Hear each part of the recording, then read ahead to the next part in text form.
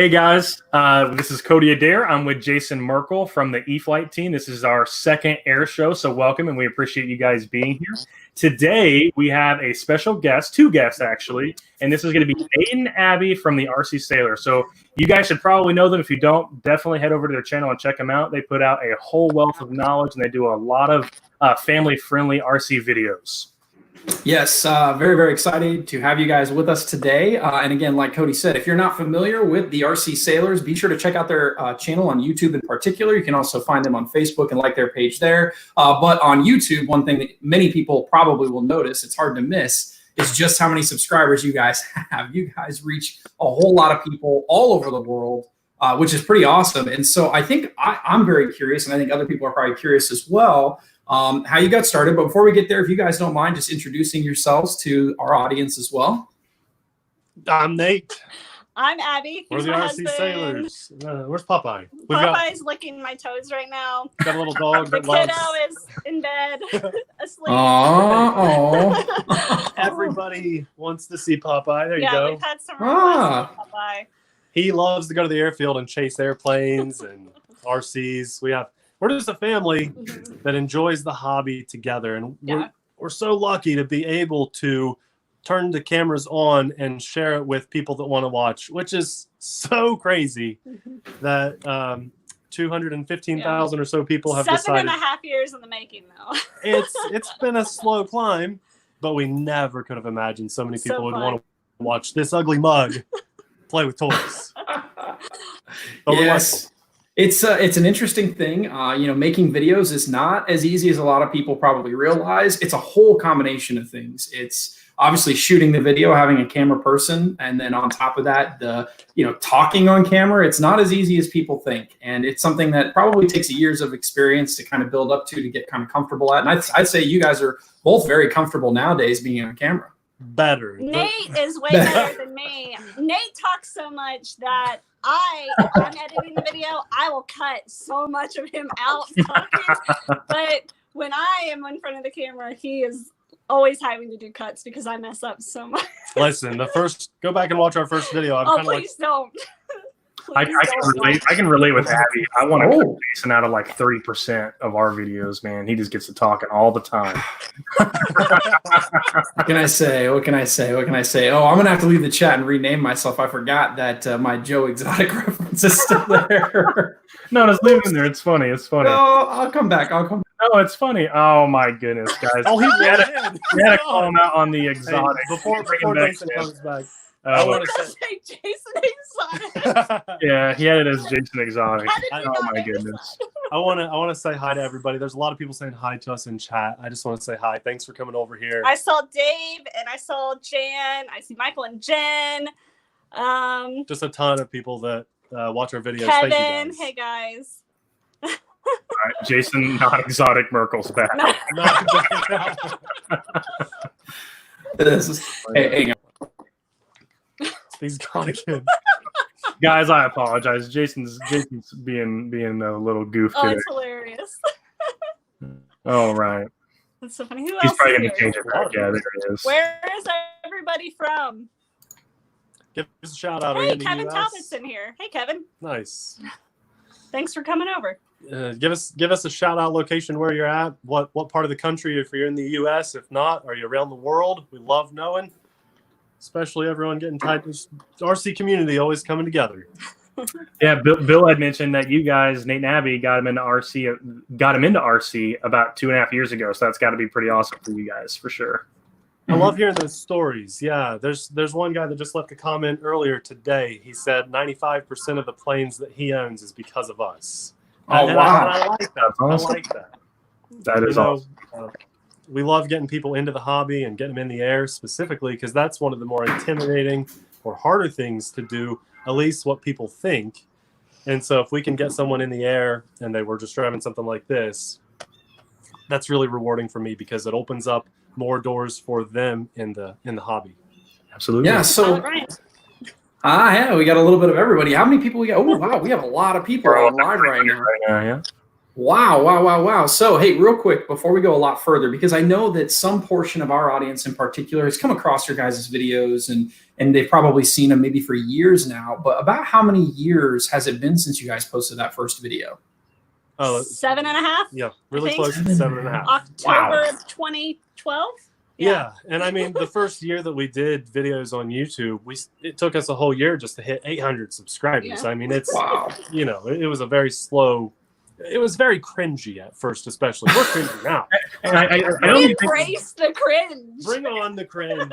and it started as something just fun for you, right? Like it wasn't necessarily absolutely. something you were wanting to turn it into. It just was something fun for you guys just to do, right? Yeah. So you want to tell them like the story? Well, if it wasn't still fun 7.5 years Yeah, later, we we would not do it. Yeah. That's I right. mean, we do this because we love it. Yeah. But 7.5 years ago, I had a Hoyt compound bow. Believe it or not. And I would shoot targets and go frog gigging and all kinds of crazy stuff with that thing. But I didn't shoot it anymore. We had nowhere to shoot it.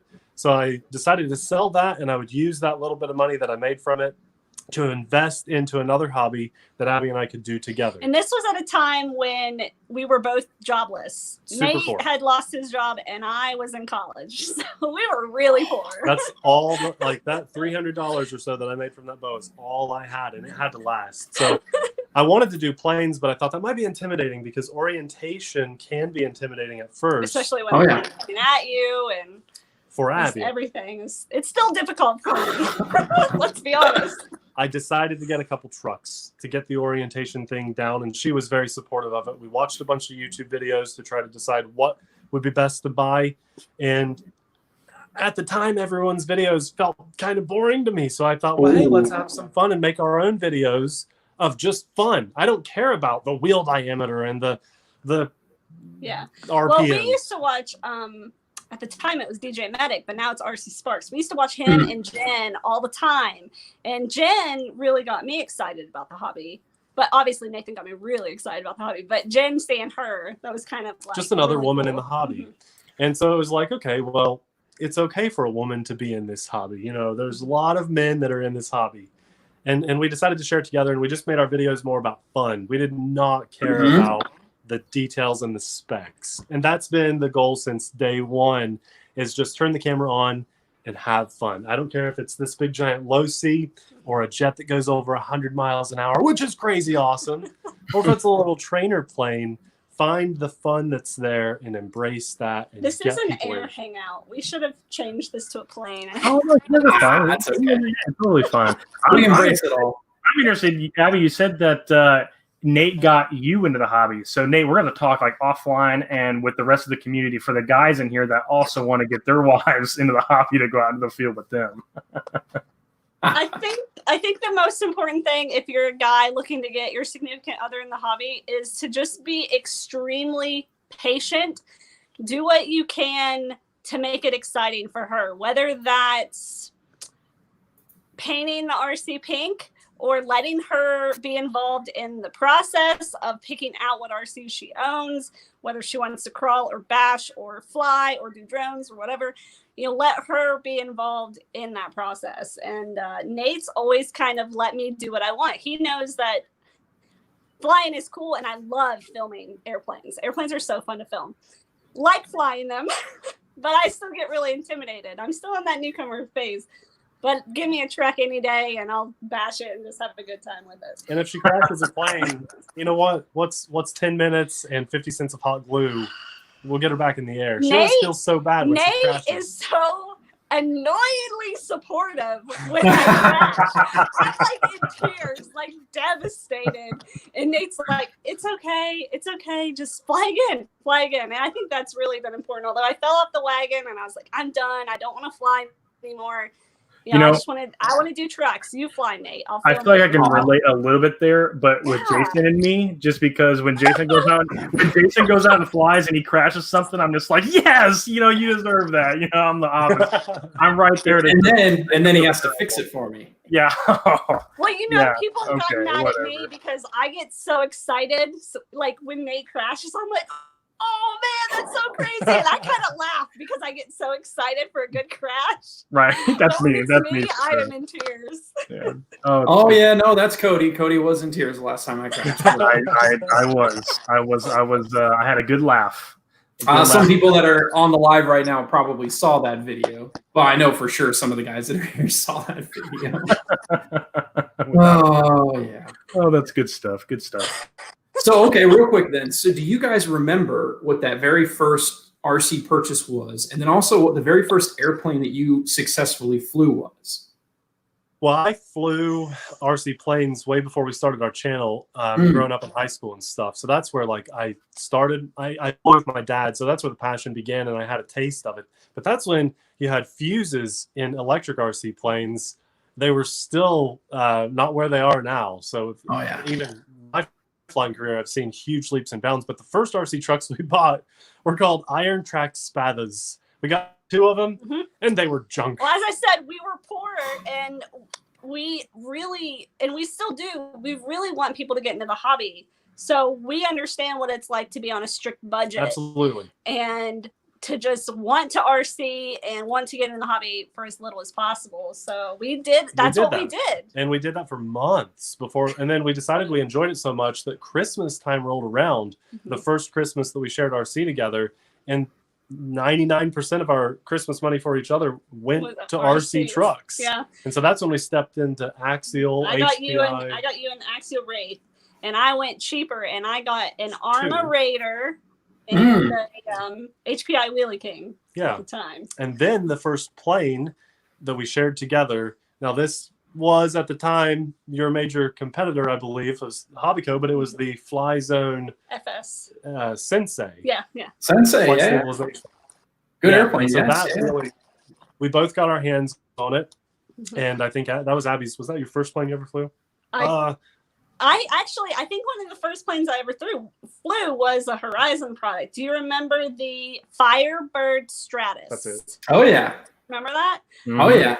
That was a cool airplane. That was a really sexy airplane, I thought. It's a good looking airplane. Was it exotic in an exotic airplane? Yeah, Well, kind of. in a lot of trees. Jason, did you have any hand in the development in that airplane whatsoever? I did not. No. That was actually so for those that don't know, including the RC Saylors, I worked at Horizon for almost 5-year span, and then I left, and then I came back, and that was actually in that interim there when I wasn't there. So that would have been Kike Somanzini, David Ribby, probably Eric Johnson would have worked on that as well. And so that was it. And I remember seeing it when it came out. And I was like, "Ooh, that is a good looking airplane." And I think the looks are a part of why people bought it. The looks in it being a twin motor airplane. Yeah. It came with numbers, and Abby put our wedding. This is how cringy. Hold on. Uh-oh. You came home with that. Was it before or after we got married? Really close to the. And you were like, "I got you a wedding present." And then like jewelry or something, like a vacation. An RC plane. So I was like, well, if this is a wedding present, I'm going to put our wedding date. I don't know if it was exactly like that. This was a long time ago. It was a long time ago. You guys still have it? No. No? We had an event a few years ago, just a small little thing, and someone bought it, but I don't remember who. I don't know who owns it now. Fan of the channel. Yeah, we just had. You can't keep them all. I mean, and there have been things that we have gotten rid of because we only have a limited amount of space. That we regret. But we regret. I got rid of my Arma Raider, and I completely and totally regret it. Oh. I think I think a lot of people, especially people that stay in the hobby a very long time, they get rid of the stuff early on in their hobby career, and then many years later you regret it. And obviously now with eBay you might be able to find one if you're lucky, but I've been looking for years and years and years to find my first airplane, and no luck so far. So it's kind of a bummer. So hey, if you first get into the hobby, hang on to it as long as you can, if you can, maybe forever, because it'll mean something to somebody at some point. Yep. So you guys flew I remember that airplane very, very well. And then nowadays you guys fly lots and lots and lots of airplanes. So I will ask a somewhat loaded and difficult to answer question, I suspect, but what is your current favorite Horizon hobby airplane for both of you guys? Well, that's easy for me. I think I got easy. Yes, yours. I was going to say the Valiant. Yep. The Valiant, yeah. It's I love the Aero Scout. If I hadn't gotten my hands on the Valiant, I would have said the Aero Scout. But flying the Valiant and the safe on that thing is just incredible. Like, it has helped me leaps and bounds just become more confident. I like flying that one too a lot. I think my current favorite that gets me most excited is the A-10 because I love warbirds. The P-51 is my all-time favorite warbird, but man, that thing is, when you got a P-51, it just, when you're landing and taking off, it ain't the same as that A-10. That A-10 is on rails the whole time, in the air and on the ground. I challenge you to crash it. I mean, in comparison to other warbirds, it flies slow if you want it to, and it looks so beautiful. The details on that thing are amazing. The A-10 and the fact that you can take the ordnances on and off so easily if you want to. I'm super impressed with that thing. I absolutely love it. The flaps, the retracts, it's everything you'd want in a warbird. And it's guaranteed to turn heads. Although you probably won't see other people at the airfield right now. Yeah.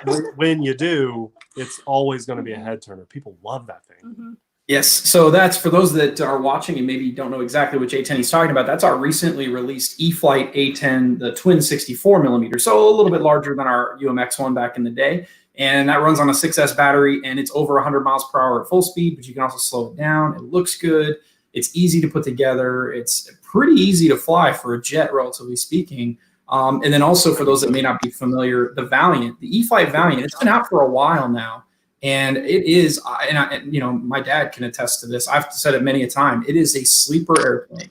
It flies so good. I don't know how to describe it other than it's like it's I wouldn't say a wolf in sheep's clothing, but you look at it and you go, oh, it's just like a high wing airplane. It probably isn't that fun to fly, but it's smooth.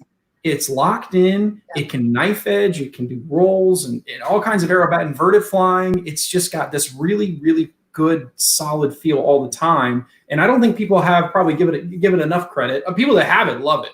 And usually they buy another one if they crash it. And that's a testament to how good it is. But it's been out there for a few years, and it doesn't have lights. It doesn't have Tundra tires. It doesn't have all the things that guys kind of think are almost necessary in the world today, but it's still a phenomenal flying airplane. So, hey, if you guys don't have one, they're under $200. Make sure you get one. It's just a great flying airplane for that's under flying field. Under 200 with a receiver, yeah. And we both fly it. So she flies it more docile.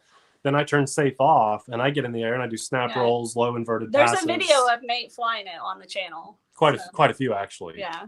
Yeah, I do see you guys post videos of it a lot. I should have known before I asked that question that was probably a favorite. I mean, and that's factoring in price too. So one thing that we do on our channel is we really want people to get the best bang for their buck that they possibly can. If we stumble across some chintzy little foreign $40 thing, we're not going to compare that to the P-51 that's sitting behind Cody right now because that's very unfair. But for the money, that is probably one of the best airplanes that Horizon offers, I think, right now. Yes, and I do think it's still very much under the radar because, again, it's an older model and it's not got all the bells and whistles that people really like to have now. But, man, it's just so fun to fly. Really, really. And I actually think it's a good-looking airplane. I like the lines of it. It's got this kind of, like, old-school modern look to it. Yeah. So. The black lines on the bottom of the wing help with orientation like so well. It's a good airplane. Exactly. I'll tell you guys a kind of a behind-the-scenes fact on that airplane. Originally, it was going to be like a pretty simple park zone airplane, and it wasn't going to have the flaps. And the flaps would be an optional upgrade, which at that time was kind of typical for a lot of park zone airplanes. They come out of the box without flaps. You have a servo boom, you got flaps. But the truth is that thing was so easy. It glides forever. And so you need the flaps to land it in a short distance. So we decided, you know what, let's take it up a notch. Let's put a little more power into it. Let's put a servo in for flaps, and we'll put it under E-flite because it's a different experience than you were getting with parks and airplanes back in the day. And so, yeah, that one wasn't originally going to have flaps, but we decided, man, it's got to have flaps out of the box. Another thing, too, even when I'm flying it on just the 3S 2200, which is like one of the cheapest batteries out there and most common, I can get a 15-20 minute flight, and I'm cooking it the whole time. It's a really you need to own that plane, like Jason said. Yeah, and I know guys will say, "Oh, it's only 3S." Trust me, it doesn't need 4S. It's got plenty of power on 3S. Yeah, I mean 4S ballistic vertical would be nice, but it's just not necessary. You can have a ton of fun, long flight time. You can fly it on a 3-cell 1300. I've seen guys flying them on 3-cell 1000s, and it still flies a long time. So yeah, what an amazing airplane! It's kind of I'd say one of those ones that just, I'm always worried that people are going to forget about it completely and it's just going to go away. And then when it goes away, people are going to go, oh my gosh, I can't believe it's gone. And, we don't like to discontinue airplanes, but if they stop selling, we have to stop selling them. So guys, be sure to check that one out. If you don't have one, make sure you get one. And then that'll lead me to my next question, which is, so you guys have current favorites. If there was an airplane that, we sell at Horizon Hobby that you guys haven't flown yet, or the one that you aspire to own, what would that be? These are good questions. Jason, you'll laugh, but I keep telling you to make a girl one. Just put some pink and purple in there. I don't care what plane it is. As long as that's safe, I'll be happy. Okay. And you keep telling me just paint your plane, Abby, but I want you to make one. That's something you and Jason have in common there, Abby. He wants a pink plane too. I don't mind pink. I'll fly a pink plane. I don't want A lot to. of people would like a sporty looking, cool print pink and purple plane. We did have one at one point. There's probably 100 times I've thought, man, I wish Horizon had something like that. But right now, my fleet, I'm really happy with my fleet. Oh, well, it's one that you have now. That's the SU. I'd like to pick up the SU. That's in existence. So we're talking about. No, he said that they have now that we don't own. Oh, that was the question? Yeah, the SU fits. I And don't know just to answer that real quick, because we've had a lot of people in the comments ask about the SU-30 as well. That airplane has been sold out since its release, guys. And honestly, that's because of community people like yourself. You guys are sharing just user-generated content, and that plane has blown up. So it has been very difficult for us to keep that airplane in stock, guys. We're hoping probably midsummer to have some more, maybe a little early towards summer. So keep checking back. But when we get them, we'll let you guys know. It is an awesome airplane. Yeah, that would be very cool. I'm having a lot of fun with jets. So I think I'm always looking at your jets Abby can attest to this. A lot of times at the end of the day, we're just kind of relaxing and letting comments roll in on the video that we just released.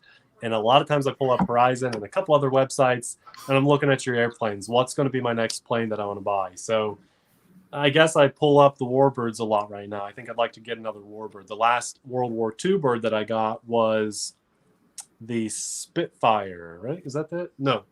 P-39? Yeah, the Air Cobra. That's it. Yes. That's it. Thank you. Why did I say Spitfire? That thing is kind of similar looking. I guess, yeah. That thing is amazing. I absolutely love it. But once you own one Warbird, don't you want to own them all? Yes. A lot of times, yeah. Drooling over more Warbirds. You don't have a Horizon Corsair. And that's probably like my favorite looking me too. Warbird plane. You like the P-51, but I think I like the Corsair. Yeah, that's my second favorite for classic World War II. Yeah. I've owned every version of Horizon Hobbies Corsair, starting with the F4U from Park Zone, then F4U 1A, then the Marines one. I've had every single one, and at no fault to the product, all of our variations of that airplane has come to an abrupt end because of my lack of pilot skills in some cases. But those airplanes are awesome. I do love the Corsair. It's great. So I think with Warbirds, yes, it's you can be a real Warbird lover and want all of them. And in the hierarchy of kind of based on what we've seen sales numbers wise and interest wise, P-51 is always at the top. Usually number 2 is P-47 and then number 3 is Corsair. Now the P-47 and Corsair can interchange depending on the person, but almost everybody usually has the P-51 at the top and then that Corsair P-47. And then actually after that, that's when it gets kind of hit or miss. There's like that sea level of Warbirds, P-40, P-39. There's no clear winner when it comes down to that category. But I will say, I think the P-39 is a very special airplane. For people that haven't flown it, it's fantastic. It's locked in, it's smooth, it's fast, it's easy to land. Tricycle landing gear is fantastic. It's not the best known fighter, but boy, when you look at the history of it, it's actually got a really cool story behind it. And I definitely strongly recommend guys check out that P-39. Absolutely. Someone asked where Popeye was. I'm trying to get him here. Bring him back. He's always at our feet. That's a star of the show right there. That's right. And to those of you that don't know, we're the TheRcSaylors. That's what we call our channel, TheRcSaylors. Saylor's our last name. A lot of people don't know that. It takes some years to figure that out. And that's why we named him Popeye, because our last name is Saylor. Oh, okay. Super cringy. Cringe all day long. Oh, Embrace it. Not We just like to have fun. Not crazy with y'all. I love it. Love it. I'm So trying to find, I saw a comment. Someone mentioned that their favorite plane was the Timber and that we recently discontinued it. they wanted to know if we were still going to carry parts for the original. Yeah. Of course, yeah. So the original Timber 1.5 did go away, and then also the original UMX Timber, both of which were replaced by the Turbo Timber versions. And most of those parts, though, are the same and interchangeable. But beyond that, original Timber parts, original UMX Timber parts, trust me, those will be available for many years to come. Many years to come.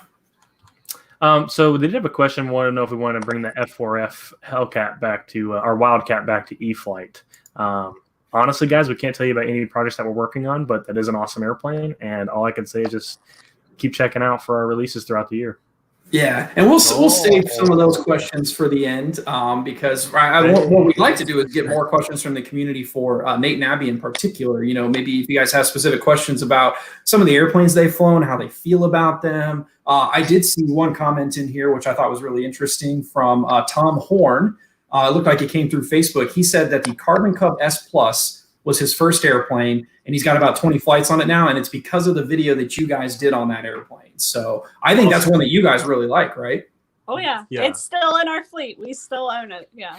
I've been flying the Valiant a lot now, so Carbon Cub has not been flown in quite a while. Yeah. But Abby's advancing. Yeah. She's because of safe. See, Abby progressed quite a bit. She was flying an airplane that Tower Hobbies sold. I think they still sell the Millennium Master. actually, I went to look out for it the other day, and I don't think they Might do be gone. anymore. So she advanced up to a 4-channel plane. She could do loops and rolls, takeoff and landing. And this had no flight stabilization.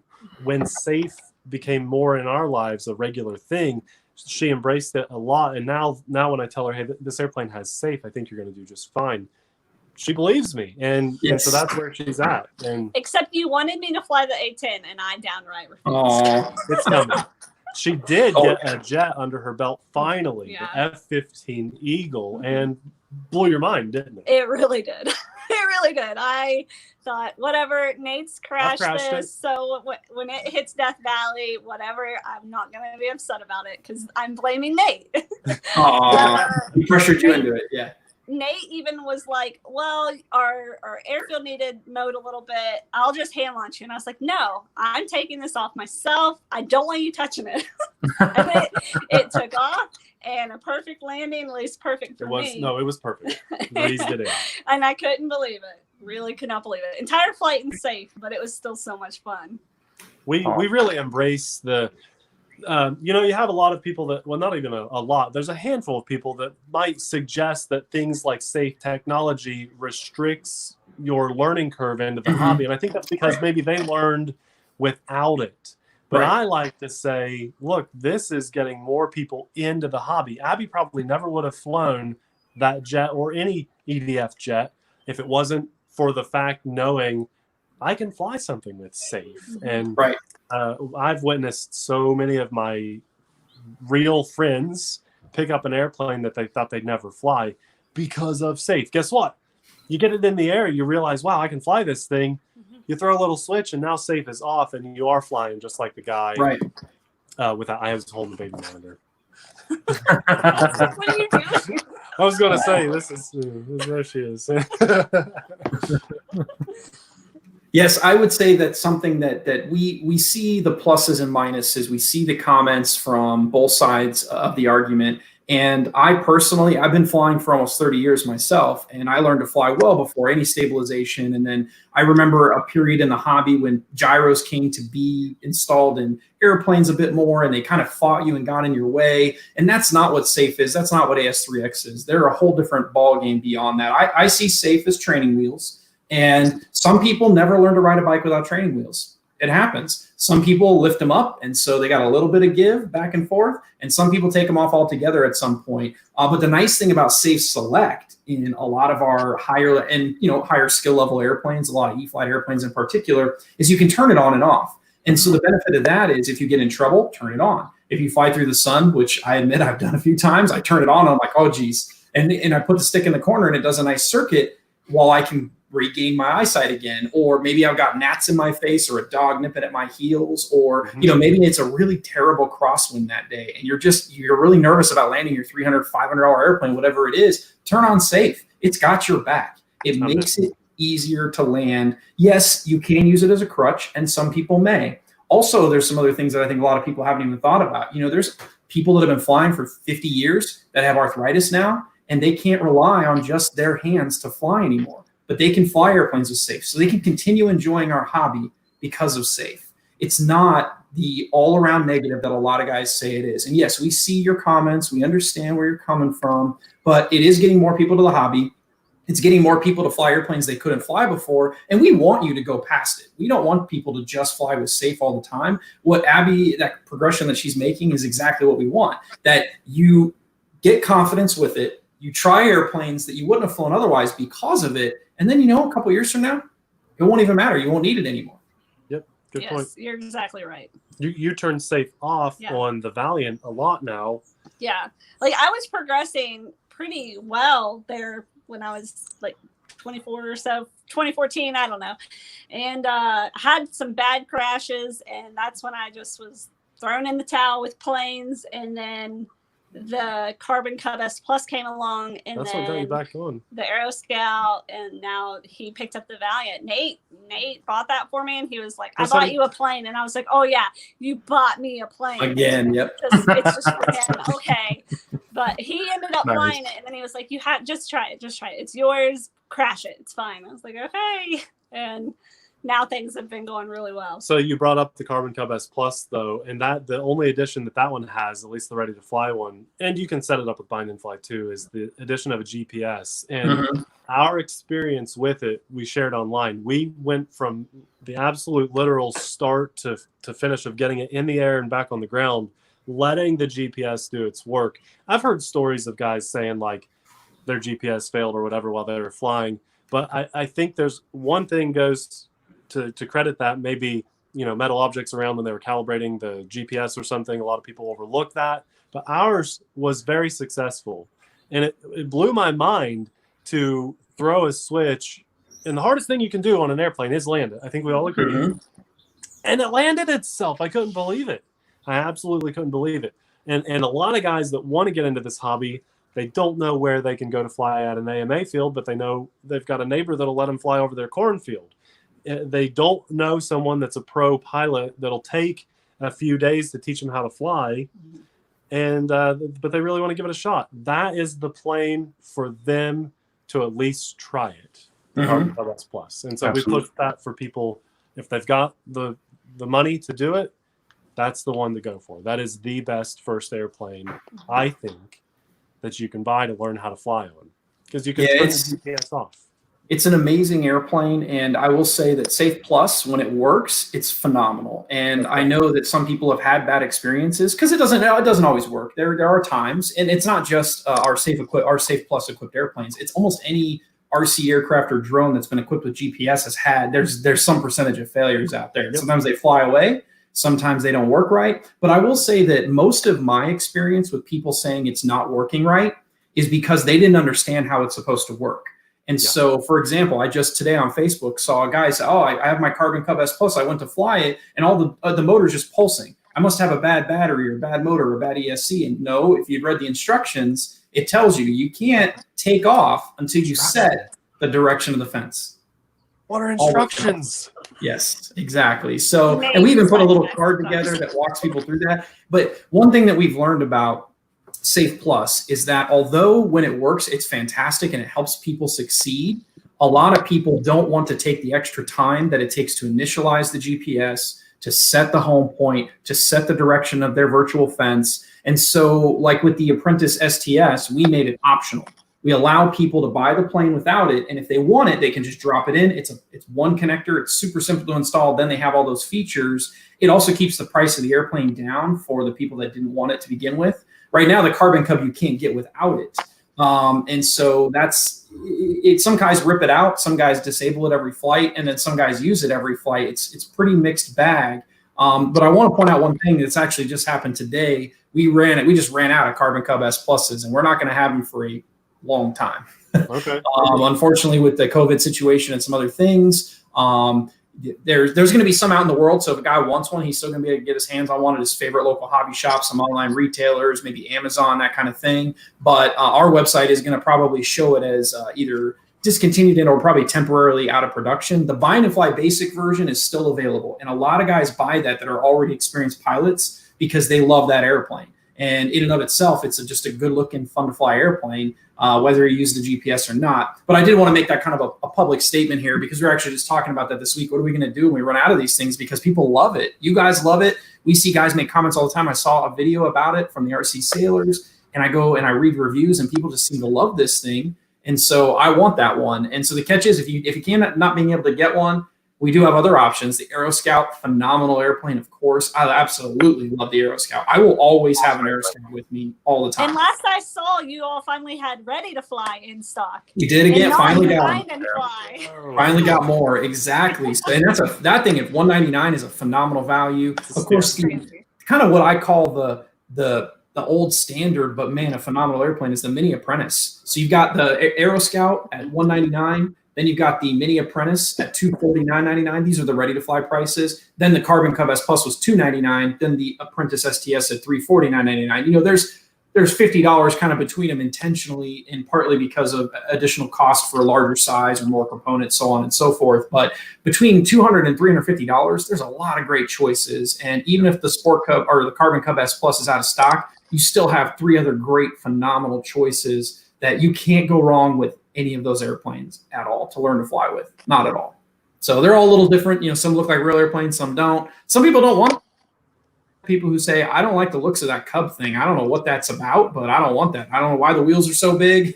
I don't know why it's the shape that it is. I like the looks of maybe the Apprentice or even the AeroScout. Although I will say the AeroScout's not the sexiest looking airplane in the world, but it's kind of man, ugly. It flies good. It's kind of ugly, but yeah, it does fly really well. I got Jason frozen. Is Jason frozen on your guys' screen? Frozen, yeah. Is he frozen in the perfect pose possible for you guys, where he's just like, Whoops, sorry. Someone needs a screen grab that. I know, I want to put like 2 airplanes on one. Which one is he going for? Sorry. Yeah, I don't know what happened there. You're still frozen on our screen, Jason. A lot of people are saying hi. I'm sure some people are just newly tuning in. And somebody screenshot that and make a meme out of it for us, so I can share it. Someone asking about the F-16 Thunderbird that you just flew. Just flew last night. What Yeah. they say? Just they were asking about it. I love it. The video. I think the video we just put it out. It's got like 9,000 views already, which is crazy. Not even 24 hours. It's really awesome. Oh man, it's a blast. I love my 6S jets. They really get the blood pumping. Just makes me happy. Oh, makes me happy. I've been safe select a lot on them now. You're doing the Viper tonight, right? Oh yeah, so tonight's video is the Viper. We're gonna put the Viper on the channel tonight. It flies so good. Yeah. Yeah, and that's so cool because you've got the Viper, the F-16, and now the A-10 that all use the same batteries. I love that. That's really nice because you can buy 3 or 4 batteries in those planes and go and fly all of them back to back to back and not have to have extra investment in other sizes of batteries. And so we kind of did that on purpose. Right. I love when that we push the safe batteries on our channel all the time, because I not only do I want people to have a good experience with. Listen, if I really sometimes I wish I could go back in time and not call ourselves the TheRcSaylors, but like the life sailors, just because I like to share positive experiences. I love it. I love it. If there's a new Dorito that just came out and it's amazing, I want to tell people about it, but I can't do that on the TheRcSaylors. Oh, you do it in real life, though. But I do in real life. It's really annoying. So I tell people about the safe batteries all the time, the Spectrum safe batteries, or the Spectrum smart batteries, what I meant to say, because they're amazing. That technology is amazing. And so we talk about those in our videos all the time. And that's what you're talking about with, I do have 3 6S batteries. I also have 3 6S jets. So a lot of times I go to the field with one of my 6S jets and I bring my 3 6S batteries with me. Mm-hmm. Yeah, these smart batteries are phenomenal in a lot of ways. They're safer. Like you said, they're safe batteries because if you use a smart charger, you can't set it wrong. It takes care of that for you. And then on top of that, my favorite feature of all is that they self-discharge. So if you don't use them at the field and they're fully charged still, you can set it so they, anywhere from 1 hour to 240 hours later, they discharge to storage voltage. It's so easy, so great. That's exactly what I've always wanted in a battery, and now it does it for me. Yeah, it's awesome. Just like a couple more bucks than another battery, and you have that. I couldn't tell you how many, because Nate does our hobby grade batteries. I couldn't tell you how many times he drags all his batteries out before smart batteries, and he's like, "Abby, I got to discharge these. he never finishes. There's batteries everywhere for like 2 months. And I'm like, put the batteries away. I'm tired of this. Yeah, and for those in the field, don't know is it does hurt the battery to leave them fully charged. So every hour they're left fully charged, every minute they're left fully charged is potentially doing some harm. Yeah.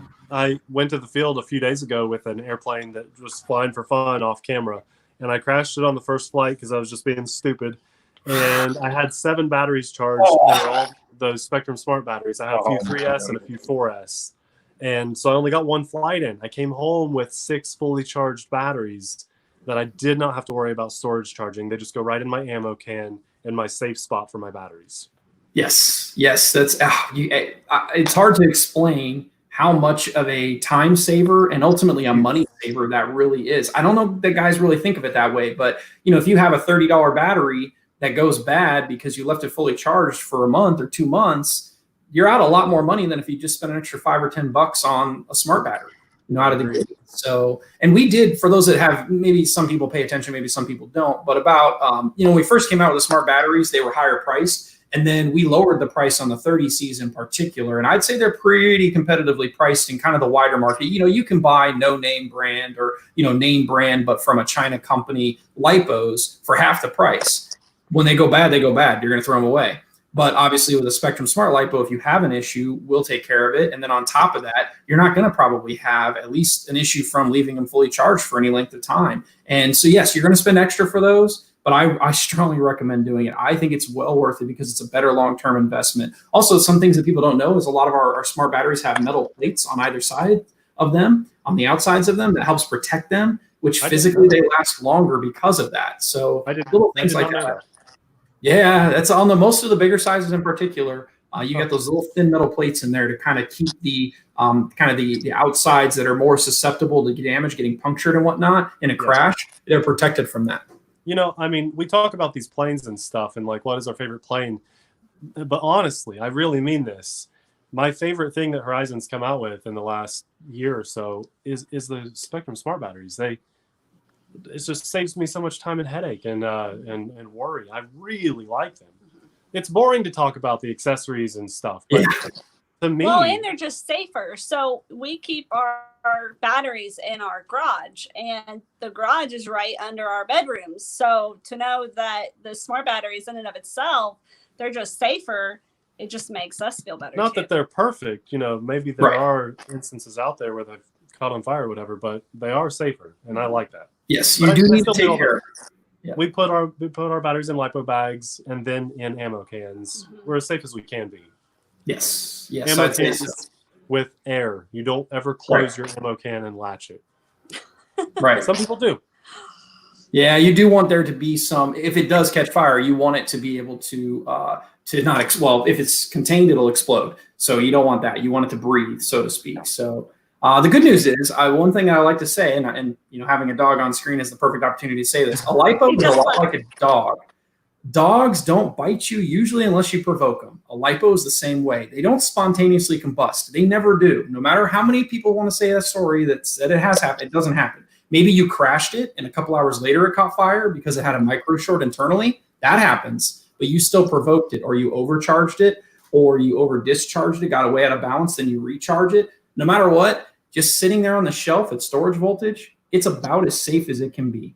Yeah. And I don't think a lot of guys realize that, but that's why storage voltage is important, because it's less likely to catch fire if it does short, or if there is some strange failure. But again, they don't spontaneously combust. I think that's an urban legend that's been out there. I've been using lipos for 20 years. I mean, I used to work in a warehouse. Well, heck, the Horizon Hobby warehouse is full of millions of lipo cells at any given time, and doesn't burn down.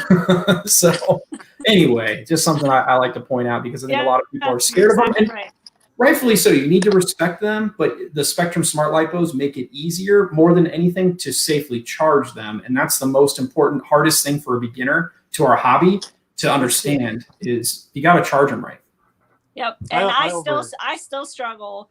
And now with the smart batteries, I just plug it in. I overlook that. I overlook that because I have taken it upon myself to know as much as I possibly can about batteries, because that's what's running all of our trucks and our planes and helicopters and drones and everything.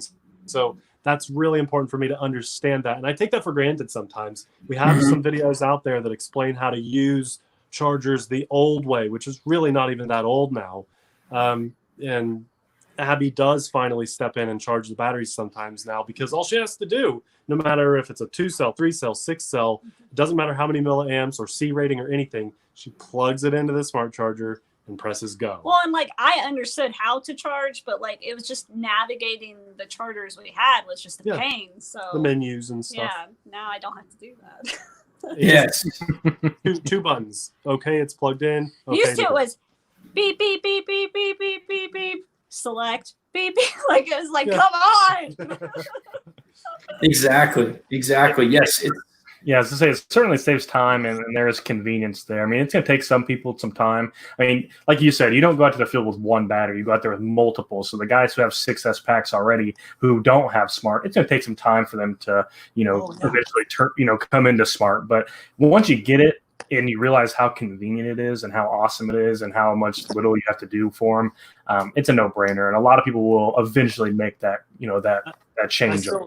If you just bought a bunch of brand new lipos that are not these, use them until they go bad. They will eventually. I'm not saying go out and get rid of all your lipos and buy 100 new smart ones. Just if you're getting low on good 3S batteries, pick up a handful, or at least just try one. Just try one smart battery so you can experience it for yourself. I didn't know when I got my first couple, I didn't know how much I'd like them. Now I am slowly transitioning all my lipos to the Spectrum Smarts. You can always buy or make your own little converters if you're flying on XT60, XT90s, or whatever, Deans even. Not that they're in a lot of airplanes as in trucks. Right. You can convert the plug on it, so you're not limited. You're not limited at all with those. Yeah, that brings up a couple of good points that I'd like to make. One is that don't be afraid of adapters, guys. If you have to use an IC3, EC3 to a T-plug, a Dean's adapter, if it's short and it's well made, it's fine. I know some guys have bought really cheap adapters off of Amazon or Chinese websites, and they failed. That's not the adapter's fault. That's the quality of that adapter's fault. I use adapters. I made literally an EC3 to Dean's adapter almost 15 years ago that I still use to this day, and it's never had a problem even pulling 70, 80 amps out of it. If you have a good quality adapter, you're fine. We sell pre-made adapters that are good quality that we've tested to make sure that they work well. So there's usually an adapter of everything from XT series connectors to the T plugs to ICs to EC. ICs and ECs are interchangeable. So maybe you're going from a 3 to a 5 though, or a 5 to a 3, so on and so forth. We make those adapters. So don't be scared by those. And then the other thing is you don't have to have a smart charger to charge a smart battery. You don't have to have a smart battery to use a smart charger. They cross over. If you have smart to smart, you get extra benefits. But if you want, start switching over now by buying even the battery in and of itself is already a step above a regular LiPo because it will self-discharge to storage voltage. That's a huge step up. And you don't need a special smart charger for that to happen. It remembers your cycles too, right? Yes, it keeps track of the cycles, the max temp of the battery, does a lot of things that it maintains the data for in case you down the road need to check it or you're curious, that kind of thing. And then if you have the smart charger, let's say you need a charger today and you don't need a smart battery, no problem, buy a smart charger. You'll have it for down the road. It'll work with regular batteries. They're multi-chemistry, the vast majority of them.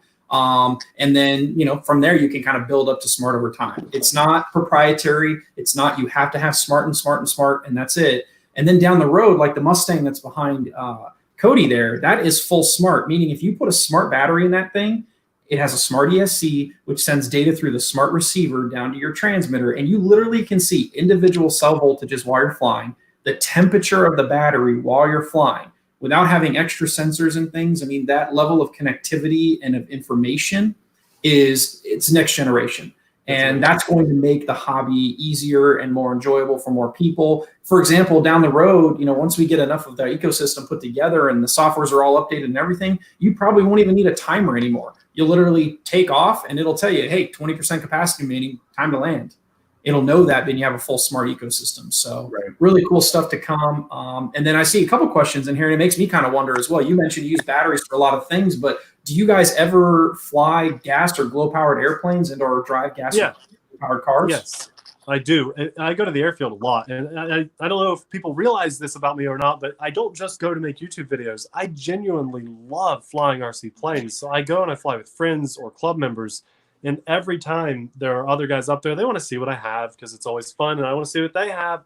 I offer them to fly my stuff. They offer me to fly theirs. There's a lot of older guys that are field that are still flying a ton of glow. So I get to experience glow without having to work on it. And that's amazing. Oh, We've man. had glowing gas on the channel, and we just never hang on to it. It's just not our cup of tea When you to have tinker.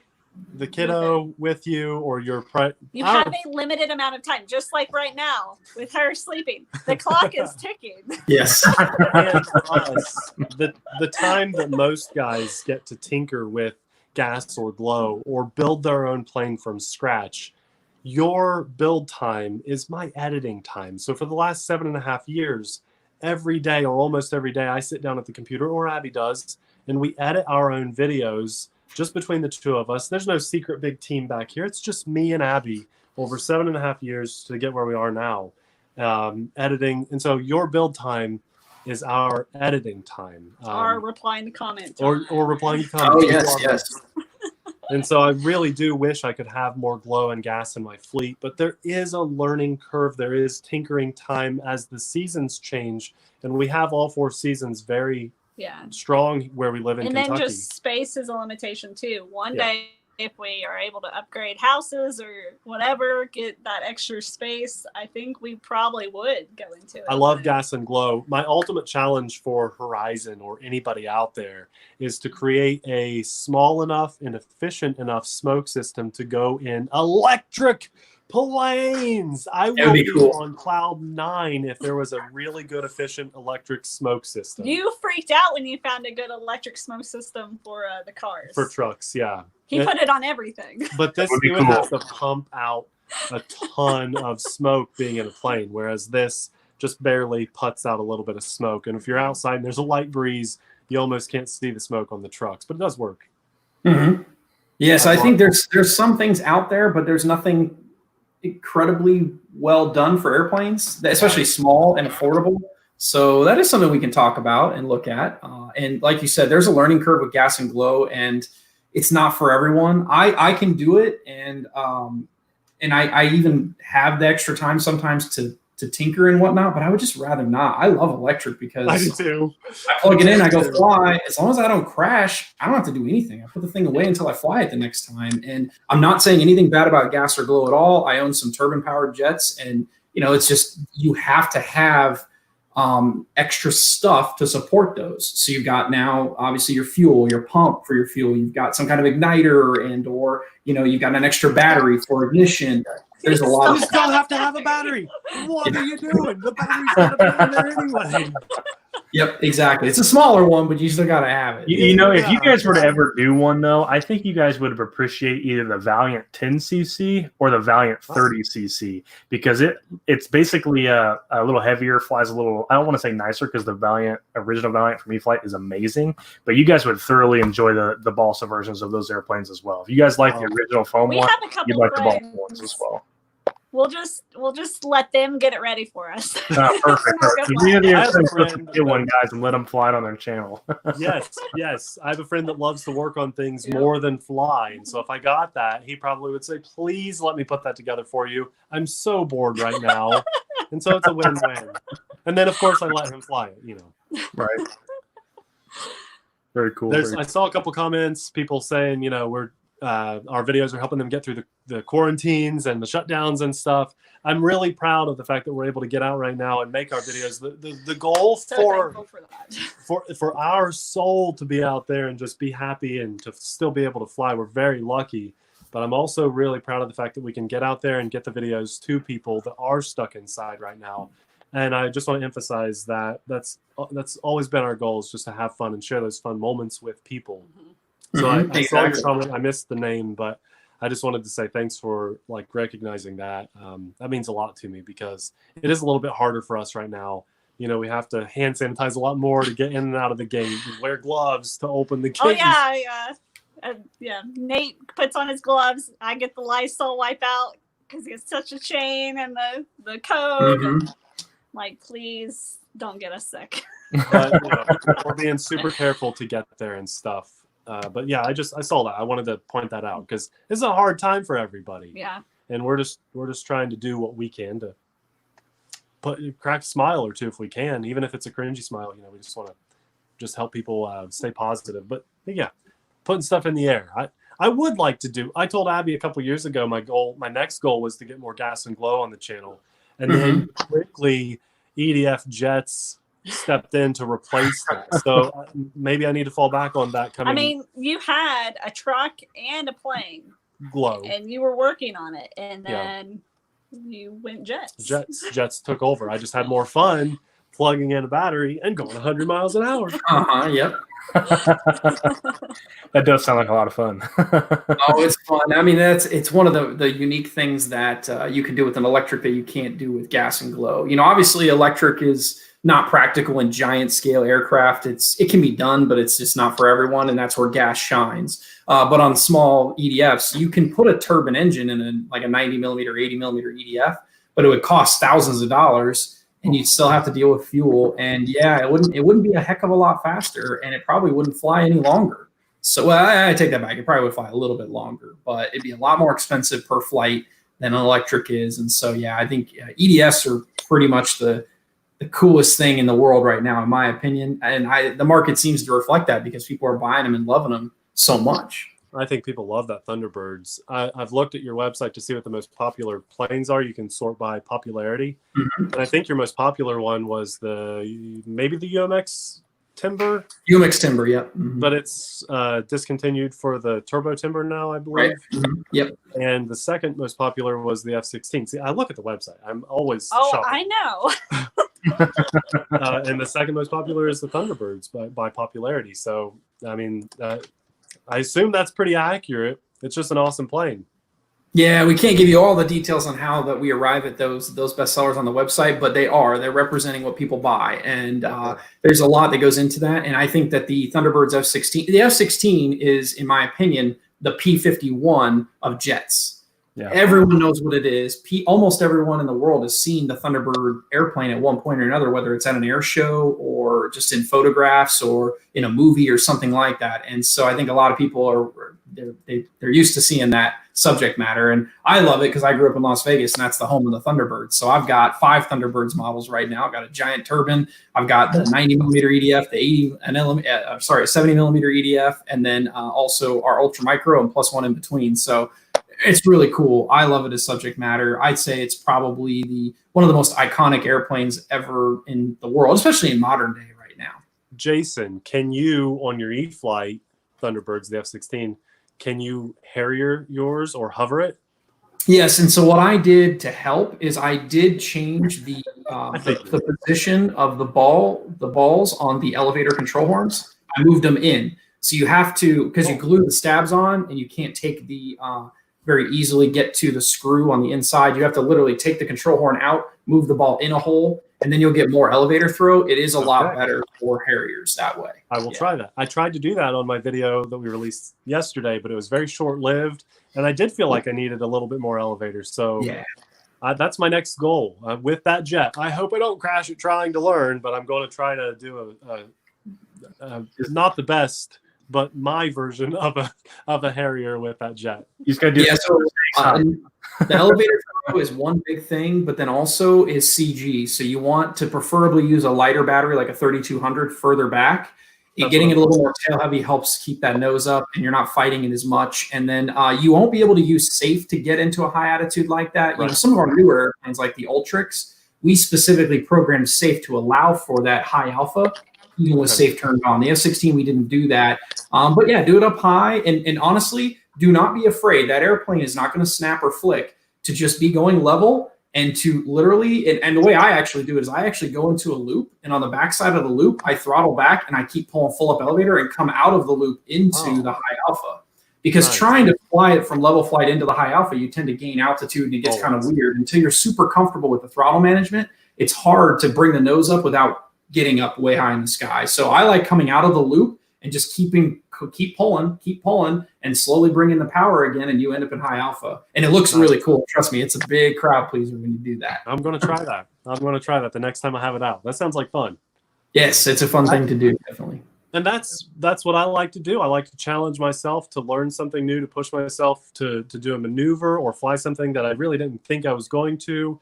And I do that. Abby's my poor guinea pig. She does it all the time. I'm pushing her to do stuff that she probably never would have tried. I mean, sure, she'll keep flying planes, but like flying that EDF jet. Let me tell them a story. The A10 that just came out, I didn't know that Nate originally had packed his drone, his race drone, to film race drone shots, and so that would mean I'm flying. So we're like a minute from the airfield, and he's like, "Oh, and you're gonna fly, and I'm gonna do race drone shots," and I'm like, "No, I'm not." No, I'm not. And we argued like, I don't know, for about 10 I'm not going to do it. In the video, Nate mentioned, I don't know how many times. All these beautiful race drone shots are from Abby, but there are no race drone shots. There are no race drone shots. I won. One day I will fly it. I will fly it. Just not now. But Yes, what do you two think my next plane should be? So I've been working on the Valiant a lot. What's the next step you think? The Valiant and the F-15. That's kind of where she is. Yeah. So I'd say if it's an EDF jet, then the Viper jet and or the A10. I really do believe after the F-15, I think you can fly the A10. I truly believe that. I know something. Yes, he's right. He's right in that regard. And then if you're not interested as much in a jet and you want something a little bit different, then I would say any of the 1.2 meter warbirds are a great choice, and or also like the Air Tractor, which is becoming one of my personal favorites. Air Tractor's great. Great airplane. Yeah, I flew. I made in that. You did great. You did. Sometimes I forget. Yeah, and we did race train shots of that. Yeah, you did great. Yeah, it was easy to fly. So maybe I need to work on that a little bit more. I'm the one that crashed the Air Tractor. You did? Yeah, I was flying so low, and I thought you crashed your Timber X. I was flying crop dustery. I don't remember that. But it wasn't. It was a small baby little crash. I was flying 5 miles an hour, 2 inches off the ground. So can that be counted as a crash? No, not quite. Good crashes and really good crashes. Yeah. Not baby crashes. Yeah. Yes. So I know we don't want to keep you guys forever. So here's what I'd say we should do. If there's anyone else in the audience that has some questions for the RC Sailors before we let them go, please put those in the comments right now. Cody will watch. Abby and Nate are trying to keep an eye on it. I'm trying to keep an eye on it because we want to make sure that this is a rare opportunity for you guys to ask maybe some behind the scenes questions. Nice. Shout out to our friend Casey. That lives here around us. He's a member of our airfield. Just see that he's watching, so hi. Very cool, very cool. I recognize a lot of names. It's really awesome to have you guys over here. Oh, and one thing that I probably should point out is that we are streaming live on Horizon Hobby Facebook page and also on the Horizon Hobby YouTube channel. So the comments that Cody and I see are only from those two places. So if you're watching via, the E-flite Facebook page or the RC Saylors Facebook page, you're making comments. We're not seeing those. I apologize. So if you want to ask a question in the chat so that at least Cody and I can see it for today and for future Air Hangout shows, make sure you're on Horizon Hobby Facebook or on the YouTube channel. And that's where we'll see those comments. But I think Nate and Abby are seeing the comments on their page right now. I think Paul asked what my favorite P-51 is to fly. And honestly, I think it's going to be the one that's behind Cody. And that's a huge assumption. That's one plane that I have for the lineup that nobody knows I have for the lineup. I've just been waiting for really, really good weather because I want Abby to fly that one. Even if I do the takeoff and the landing, I want her to fly it. That's safe. You'll be okay. You're gonna. Because I will die young. I will die young. It flies awesome. You will have no problem flying that at all. If you can fly the F-15, you can easily fly that airplane. It's very nervous. The bigger they get, the more nervous. The bigger they get, the easier they are to fly. That's right. That's right. I disagree because I'll see them shift in the wind and I panic. I'm like, oh my gosh, I didn't do that. She loves to fly something that's under the $200 price point that I have already crashed. because then all your worries are lifted. So maybe I'll crash it just so she can. So the P-51, we're gonna film. We haven't flown it yet. Nate still has to build it, so we're just waiting on some warm weather days. Light wind. We've had some crazy winds. It's been so inconsistent.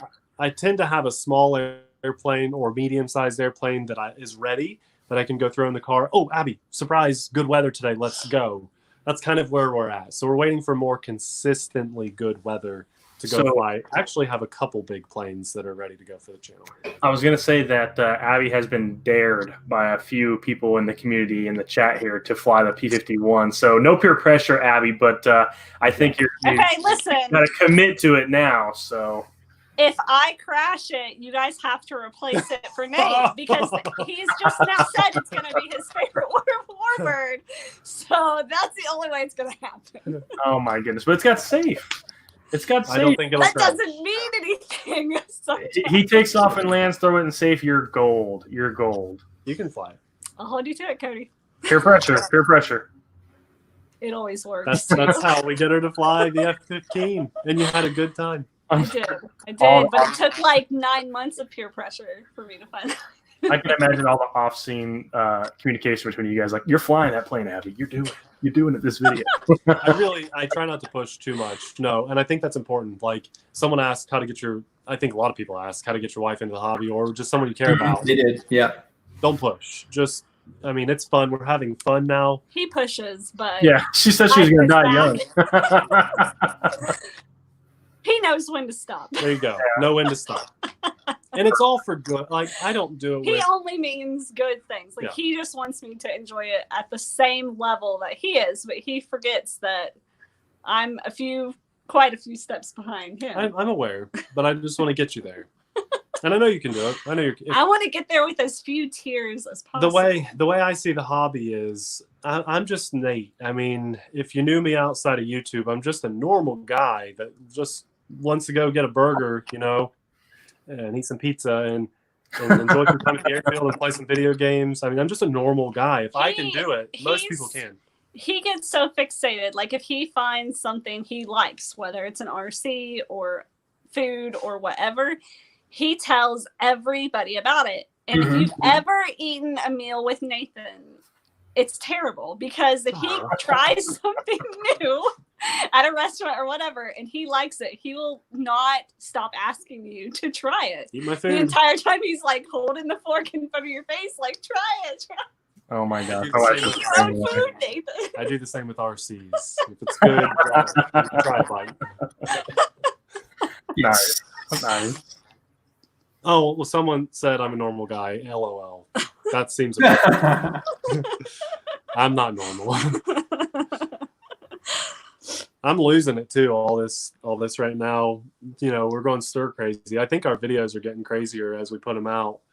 They're gonna have some. It's just they're all over the place now. I'm losing it. Oh, there's gonna be some psychedelic effects in the next one, maybe. So. Yeah. You said the intro of tonight's video was pretty fun. Oh yeah, tonight's video. I already have any cool effects. It's good. I think the first minute of tonight's video is I didn't know good. that. It's good. It's fun. What time is that going to go live tonight? We shoot for a few minutes after 8 o'clock Eastern time. Have you hit upload yet?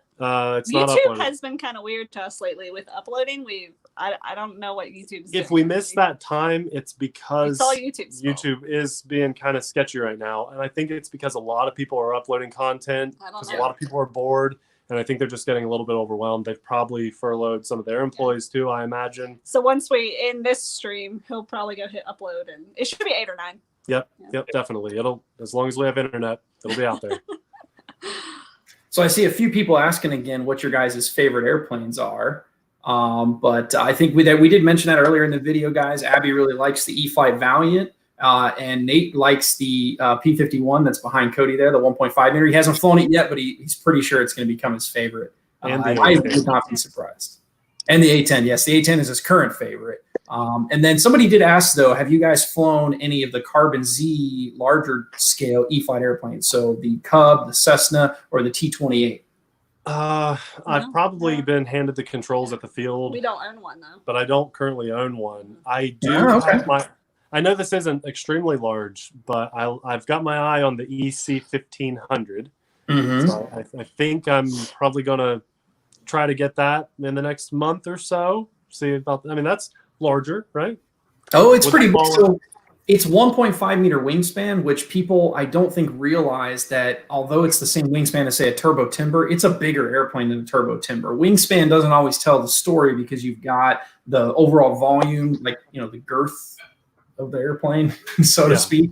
And it's a big airplane. It's not quite the same class as say a Carbon Z Cessna or Carbon Z Cub SS.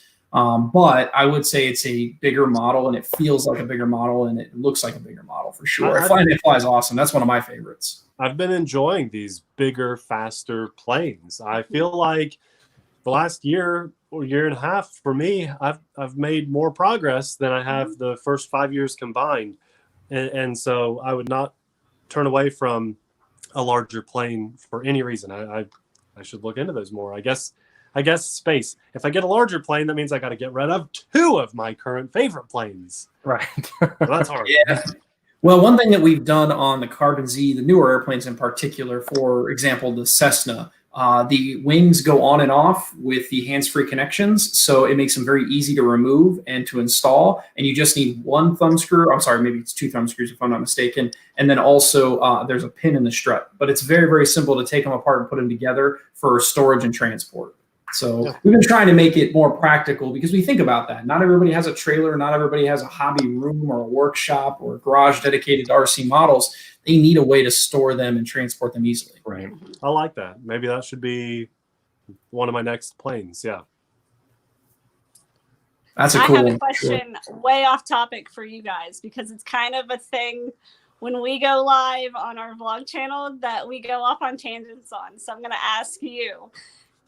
Pineapple on pizza, yes or no? I'll let Cody answer. I think I know what he's going to say. Absolutely no. Hands down, terrible, worst topping on pizza. Should not happen ever. So I knew because Cody is just very anti many things. Not even me. One of those. He's not. I suspected, and I didn't know the answer to that, but I was pretty sure he was going to say no. He doesn't seem like the adventurous food type. Now, I will say, pause, time out. It has nothing to do with adventurous. It just, pineapple is not, it doesn't belong on pizza, period. Have you tried it? Okay, don't do it with ham, though. Pineapple and ham, not so good. You got to do pineapple with pepperoni. There it is. Hang on. This might change it a little bit for you guys. I hate pineapple by itself. So it doesn't belong on pizza. Yeah, so like I said, Cody doesn't like most things. What about you, Jason? That normal people like. So I will say this. I love pineapples. They're one of my favorite fruits. And on a pizza, my dad very early on in life was a big fan of the, I guess a Hawaiian pizza or whatever. So it's the Canadian bacon, I think, with the pineapple. And I love it. I've never actually tried pineapple with pepperoni. I bet that would be good. That's and I probably would rather not have just a straight pizza with pineapple and nothing but. No. I think that's weird. So I've been to China a few times, many times actually, and Pizza Hut. This is a very funny story. Pizza Hut in China is not like Pizza Hut here. Pizza Hut in China is like a sit-down, high-end dining establishment. So for those that have seen Demolition Man, you know how Taco Bell becomes like this high-end restaurant in the future? That's what Pizza Hut is in China. It's the craziest thing. You go in, there's really nice tables and booths. And of course, you have eat-in Pizza Huts here. They're just not this level. And then they put all kinds of things on pizza that I'm just like, no. So they put peas on pizza. Don't put peas on pizza. They put like squid on pizza. Don't put squid on pizza. There's just some different things. And then they have like the classic American stuff, American pizzas that, we've come to know and love. But yeah, it's a different experience when you're there. But I will say the food was good. They had some really fancy, spicy chicken wings that were actually really good. But it was an interesting experience that I'm glad I got to have. And when I tell people that story, they're like, that's the craziest thing I've ever heard. Oh, and by the way, I did go to a Taco Bell Grande there, and it's not a Taco Bell. It's like a Taco Bell, but it was literally like the Demolition Man Taco Bell. It was like a super high-end restaurant. It was in Shanghai. It was actually pretty cool. But yeah, I would say that I'm curious what other people had to say here. I kind of missed that. What I was going to say. Can we get if you know how to use emojis in the chat, guys? Can we get a thumbs up if pineapple belongs on pizza, or a thumbs down? Not just pineapple pizza. You know, pineapple. Right. Does pineapple belong on pizza at all? Period. Come thumbs on, up guys. or thumbs down. They say I'm outnumbered, but there's got to be some guys out there that is not a pineapple fan. I guarantee Pizza Hut just got like 100 orders at least. I should show you guys. So, you know, we're in quarantine, and I'll admit every couple of weeks I've been buying the Pizza Hut like big family box, which has like 2 pizzas. It comes with some wings. It comes with some cheese sticks and, you know, dipping sauce. It's like enough food for a family, and I literally will eat that for an entire week. Oh, pasta! It came with. I got one with pasta last time. We got Pizza Hut a couple weeks ago, and I was pretty happy about it. We felt pizza. It felt like rule breakers, or like daring, like, oh, we just ordered a pizza. Like, well, we were one of those people that we were just like, okay, well, we're just not going to eat out, and we really missed it. Oh yeah. Oh yeah. For those of you that put the thumbs down in the chat for pineapple does not belong on pizza, you're all wrong. I'm going to send you guys Jason Merkle's personal cell phone number at the end of this video, so you guys can ask him all the questions you want. I will say I see a lot more thumbs up than thumbs down. I do too, man. It's terrible. We're outnumbered, guys. How about your wife, Cody? Does she like pineapple on pizza? You know, she probably does. Although she has better taste than you, so I believe so. Yeah. Although, out of respect, I don't think she orders it on pizza because she knows I don't like it. So, oh, she's a wonderful wife. Yeah, she's fantastic. And hey, for those that don't know, Cody's wife is a nurse, and so she is, you know, one of those that's bravely out there every day, you know, putting herself at risk to make sure that everybody is as safe as they can be. So. Many thanks to Cody's wife. Yeah, she's actually a labor and delivery nurse, so they have they got that area like on like lockdown because they don't want anybody exposed to it essentially. But yeah, she loves it. She's a good gig for her. So tell her we said thanks, Cody. I will. She's actually, believe it or not, I feel terrible telling you guys this, but she's in the other room painting our living room right now. She's awesome. She's awesome. And then she texts me. She's like, "Hey, do you want to get Texas Roadhouse for dinner?" I'm like, "Oh man, I know. I got like 10 out of 10. I don't want to give her too much credit because she is awesome, and sometimes she does put me in my place, and so you know I deserve it. I got about 100 airplanes in this house, and they're everywhere, and she puts up with it. But she's cool. She's cool. I would like to. Hey, when she goes to Texas Roadhouse to pick up the food, could she just swing by my place? You know, it's kind of on the way. You know, had you said that you didn't like pineapple on pizza, I probably could have swung that. But considering that pineapple belongs on Jason's world, I think so. No, you guys Jason are worse than us. You guys have no idea. Jason and I have a ton of fun offline. So it's good stuff. This show is awesome because we're just going to engage with everybody all the time. Some of our text conversations are something else. Yeah. If people saw them out of context, they'd be like, "What is wrong with these people?" Well, Jason uses like the language that was in 40 years ago, and I wasn't around. So sometimes I'm like looking up the dictionary and trying to figure out what things are when he messages me. But we figure it out. It's good. Oh, stuff. I also send him Bitmojis. Yeah. Oh my god.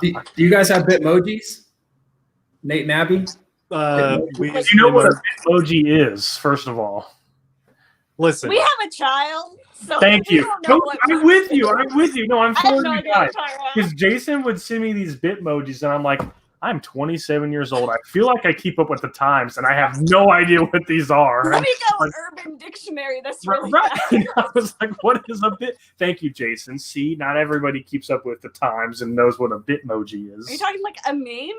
It's like a little cartoon character that looks identical to Jason, and he can it's like an avatar that he can make. I know like people. He can like wave at you and stuff. Yeah, it's ridiculous. Also, while we're on it, okay, I'll do that with Jason. What is TikTok?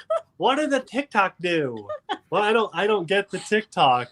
TikTok is the new Vine. I don't know. I don't know. You know how fast Vine went away? Yeah, I'm sure it's just a fad. It'll eventually expire. So. You guys and your off But the anyway, grassy so I figured out what a Bitmoji is, and I felt like I had to get involved with making one. So I make one, right? It's like Jason's texting you a Bitmoji. Right? I'm sure he is. And Jason has this ability now that I've created one. He can like send joint Bitmojis of me and him together back and forth to me. So I'll be like, we'll be at the movies with my wife and text on my phone of us holding hands. And I'm like, what are you sending me right now? Like, what is happening? Oh gosh, it's fun. Let him go. He's working on something. This is it's coming. Jason. I'm sure he's sending me something right now. And Here's Cody and I as Bitmojis. We're about to have video chat. Well, you look made at it yourself as a bit. I have. See, Nate doesn't have an iPhone. See, I didn't know that you That's could. just an Any iPhone. phone, any phone. It's an app. It's an app on any phone. I didn't know that you could do this, and had I known, I wouldn't have made one because now we're always together all the time. Even when I don't want to be, he just sends me a message of us together, and I'm just like, "Oh, shoot me!" Yeah, well, it's all in good fun. It's all in good fun. It is. It's awesome. If you've seen our citation video, we have a lot of fun. Isn't this the reason we all like do the RC thing? One right? of our friends just sent us one, by the way. I just text Papa. Like this is it, though. This is why I love RC stuff. It's just kind of like an awesome, icebreaker, or just we've made so many friends since we started our YouTube channel. It's so funny because most of our friends live all over the country. We're scattered everywhere. We've got friends in Wisconsin and Texas, Florida, Maine. It's crazy how this hobby just brings people together. It's going to be, I can't wait for the first RC event to be open. And I know it's all like very gray area, questionable for everybody right now. But when the first RC event hits, we're going to throw the biggest party ever. Nate just keeps saying he can't wait to go hug everybody. I just want to hug a person again that's not living in this house. I just want to hug somebody. I miss people so much.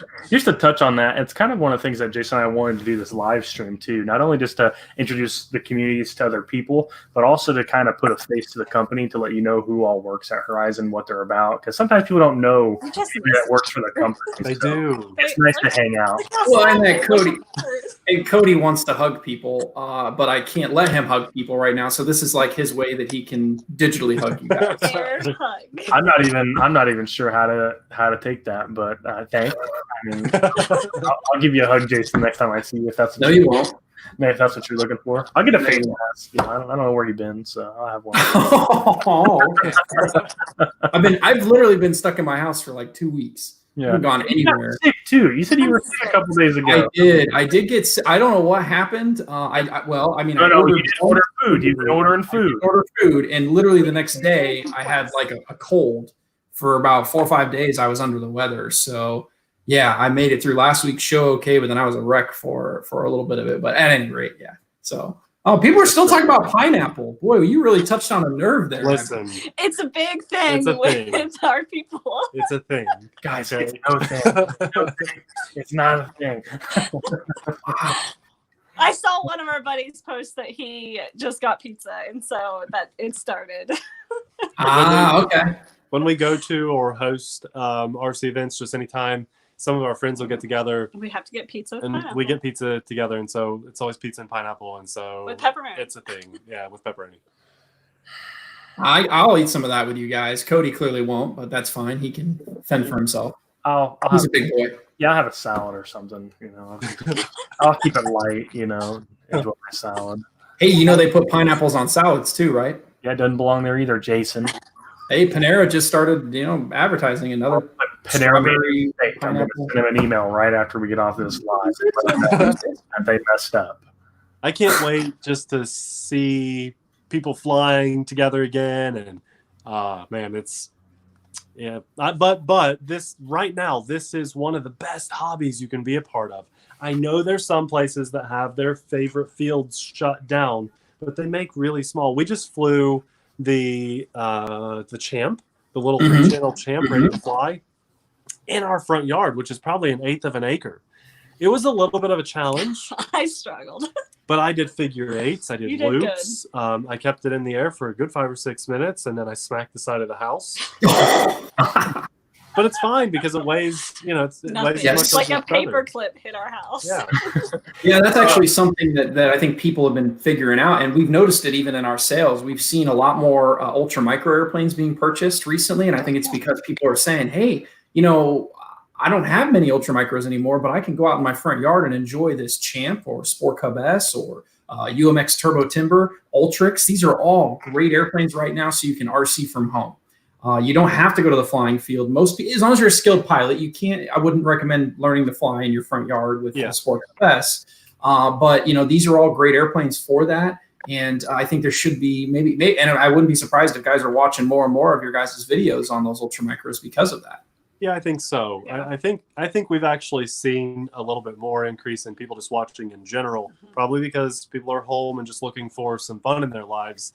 And that's what we do our best to provide that. I mean, we just want to show people having fun in the hobby. And it's such a good hobby to have fun. And I know you guys are talking about planes, but I mean, even if you have more restricted area, there are micro crawlers you can drive inside and open up a whole new world of possibilities. You can take your old cardboard boxes and break those down to make little ramps and bridges and stuff for your micro crawler that is $100 or so, and that can entertain you for hours, months even. Yes. Crawlers are fantastic. We saw a ton of them, and I think the reason that segment of the hobby is so big is because you can do it anywhere, and it's a challenge that's also, you know, and fun and enjoyable for everyone, from kids to you know, elderly people. Everybody's like, this is so much fun to crawl across things that you wouldn't normally drive across. It's hard to break a crawler too, really. It really is. They don't go fast enough to break. Yeah. Oh man, so not to bring pineapple back up, but somebody said they're gonna ship me a pineapple, Jason. What is happening here? I'm gonna ship you a piece of them. Also, Glenn made a cool comment, said cool stuff RC, loves RC Sailors, Horizon Planes, and then he accidentally put Jason instead of Cody, but right there in that. So that's cool. Oh, here, I didn't know we could do that. We could show the comments. Oh yeah, check that out. So Scott B, he actually had a question here that I'd love to answer. Because I think a lot of people have this question. If the switch comes loose on your transmitter, and it's not just Spectrum transmitters, it's other transmitters, and I think Nate had some experience with this recently. So Nate, how did you tighten up your switches? Yeah, believe it or not, I took my pocket knife out, and I don't recommend this. You know, it's a knife. You could use your key, but I used my pocket knife in there's two little slots that go, it looks like a little washer around your switch. And there's two slots. I used my pocket knife and I just snugged it back up. I didn't know you could do that.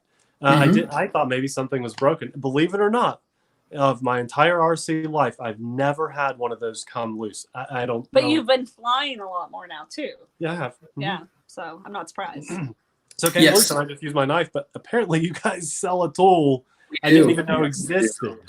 Yes, we sell tools. So the way, for people that don't know, here's basically a transmitter case and your switch is coming through, and the outside of it's got a thread on the bottom, and there's a nut there that keeps that in place. And there are sometimes rubber grommets, and those grommets can expand and shrink depending on humidity and temperature. And so if you tighten that top nut up, you can tighten it enough. Now you do have to hold the switch so it doesn't twist. And then you can use this tool that we sell under the Spectrum brand, which is basically a switch nut or switch bezel nut wrench, and it goes into those grooves. You can twist, or you can use, like he said, he used a pocket knife, or maybe a little safer, like a small straight blade screwdriver is another way to do it. But you can definitely hold the switch, use that to something to tighten up that nut, even just your fingers. Now, if you use your fingers, it'll probably come loose again. You really do need something on there to kind of go an extra quarter or a half turn to get it truly snugged down all the way so your switch isn't loose anymore.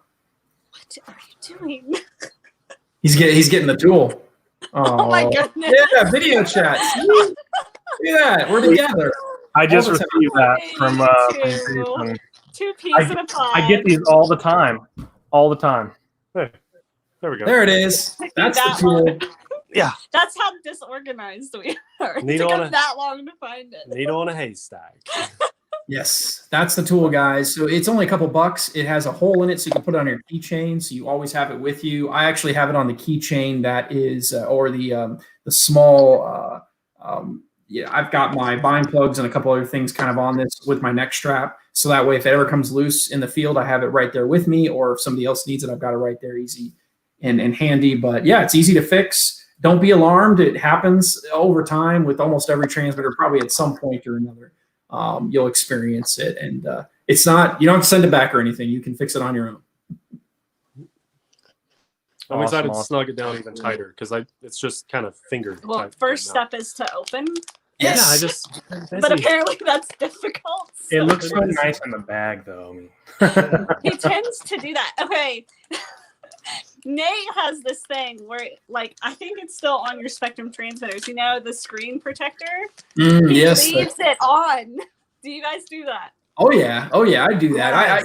Once you peel it off, all bets are off, and it's going to get scratched and foggy. And kind of a funny story there. So I got a smart case built in with the S2100 chargers, and when I opened the case, and this was from Just Custom RC, by the way, makes awesome stuff.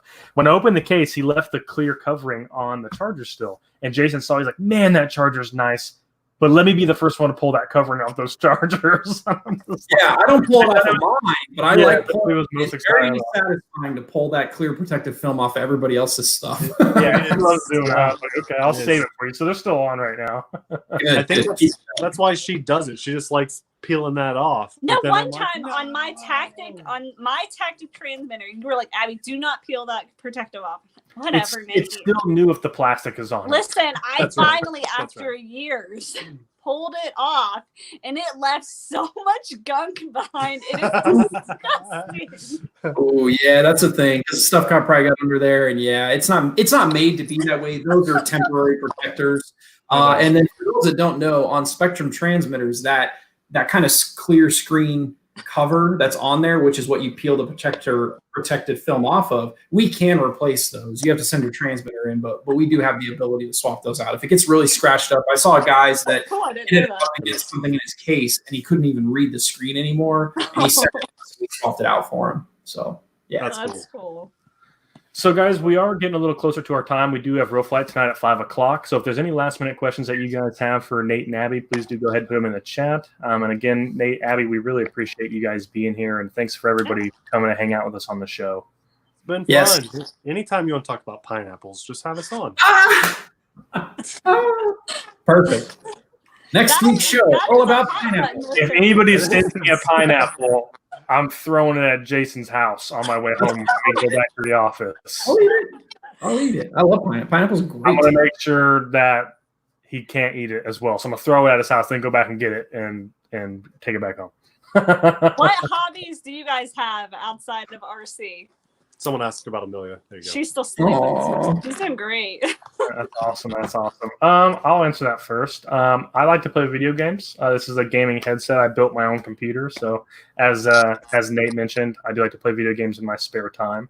I do like full skill, so I do glide. I do take lessons in gliders. I'd love to get powered as well, but right now I'm working in gliders right now, and of course with everything being off, so I haven't had a chance to do many flights. But unpowered is awesome. It gives you a whole new experience or it gives you a whole new level of the way you appreciate full skill, because you only get a chance to land one time, so you can't mess that up. So that's really cool. I don't like painting, and shortly after this video, I'm going to have to go paint my house with my wife. I'm not looking forward to that, so that's something I don't like. But those are just a couple of things. Jason, what about you? I like to eat pineapples. Yes. Yeah, I love eating pineapples. That's a big part of it. I don't know why. This is my hobby. It's what I do with a lot of my free time as well. But a few other things that I've been messing with the last couple of years is I bought a couple of Wrangler TJs, and I've got some work to do on one of them so I can get rid of it so I can put more parts on the other Wrangler. And then I have firearms. I like shooting and things like that, which is not for everyone. I totally understand. Right. Political differences aside, it's not something that everybody agrees with, and I totally understand that. But that said, my first and foremost passion is always flying. And someday, I haven't done it yet. I've done some full scale flying, but I haven't pursued very seriously my private pilot's license. But in the next couple of years here, that is a goal to where I have got that license so I can go out and fly. Either take a quick trip with some friends and family to a city not too far away, or even just go out and fly for fun, because I love being in the sky. It's a really unique experience, and I just love things that fly. I do. That's cool. It shows, Jason. You really, for us, it's refreshing to know that there is someone real at Horizon that truly enjoys the hobby and isn't just trying to sell something. You know, I like knowing that there's somebody there that knows their stuff, not because they have to, because it's their job, but because you want to. And you don't see that with every brand or with every company. You don't see that in a lot of things, but RC, I think, struggles sometimes, especially with a bigger company. You might think that. So for us to learn that about you, I mean, that means a lot for us. Yes, thank you. And you know, Cody is another one of those examples. Absolutely. And there's a lot of guys in the office. I was sitting here thinking that the whole time. Some of the guys in the office, a lot of the guys that work behind the scenes in product development and also even behind the scenes in marketing, you don't see them. They don't like to be on camera. That's one thing usually. But at the same time, they have other responsibilities and they're constantly monitoring forums, Facebook, you know, they're looking at people's comments on products and reviews on products and learning from that. They're also longtime hobbyists. And there's a lot of that at Horizon. And I will say that's one of the reasons that I think Horizon has been successful for a long time is that they value, our company, we value people that have industry experience. You may not know everything about marketing, but if you have a passion for it and you know about our hobby, we're going to give you a shot at it. So Cody's a good example of that. He's not a marketing professional, but he's learning it as he goes and he's loving it. And the reason that we chose him for the role is because he was passionate about the product and passionate about the people that we're delivering the product to. When I said that about Jason, I kind of meant Cody too. I guess. Yeah. But I just expected it. We've gone down about 50 cool points with Cody in this conversation. The pineapple thing. Oh no, you guys can never Nope. You guys never know. let it go. I know you guys can take a joke and make fun of me and still be my friend. That's an extra point. Jason, on the other hand, he went down 50. He sucks. Oh, what? He always says that.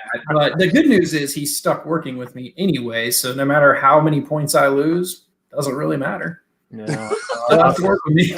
I'll keep making some bass videos and keep my commentary points on high for you when we release those. So I did see a couple of comments. I made some notes here as we were going through the show. A few things that people had asked about SU30 availability, which I think Cody touched on earlier. Actually, part of the reason I went off screen there for a while is I was trying to get into our system to see the ETA on that. I think we'll be getting more SU30s in the next couple of weeks. They're not very far out, and they may not last long. So if you want one, make sure you back order one right away.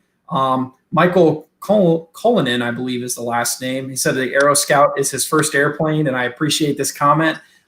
He's been staying clear of goalposts so far. And so for those that don't know the whole story, I went out to film the video with the Aero Scout, and there was like a big cold front blowing in, and it got real nasty real quick. And I literally nailed a goalpost at a football field. And that worked out well because we wanted to do a series of videos on how do you repair an Aero Scout. And that's the Aero Scout that I used, the one that I hit the goalpost with. So we should how to repair a citation longitude video too. That'd be awesome. Yes. Okay. Yeah, all right. Now, you know, that one was definitely more me than other things. But, yeah. I don't know what you're talking about. I just think we should do a video on it. Somebody asked or made a comment or asked a question about battery prices. And, you know, again, I mentioned it a little bit earlier that we're never going to be on our side of batteries as inexpensive as some of the stuff you can buy almost directly from factories in China. But obviously with Spectrum Smart LiPos, they're more competitively priced in the vast majority of the market, and they're better value because you get the aspects of smart in addition to obviously the self-discharging, which is phenomenal. Then also you have a good battery. And actually Spectrum batteries, I've been to LiPos for 20 years. They are some of the best LiPo cells, hands down, period, ever in the world. I would buy them ahead of everything else, period, hands down right now. So they're a little more expensive, but I think they're worth it. E-flite batteries, you know, a lot of our older E-flite batteries are even more expensive, and a lot of them are getting phased out and replaced by the Spectrum Smart ones. So we're not too terribly worried about the prices on those at the moment. A couple guys asked about UMX Warbirds. We get this often. You know, I've mentioned this in a few other videos. They haven't been selling. You know, we really wish that wasn't the case. Warbirds in general are not as popular as they were a couple years ago. EDFs, and so more modern warbirds like the A10 are better sellers, and that's why we don't have as many in ultra. Well, we don't really have any left in our ultra micro lineup. They just weren't selling anymore, and then also the larger sizes, they don't sell as well as they used to. We'll still be coming out with some traditional World War II era warbirds, just not as many and not in as many sizes as we used to.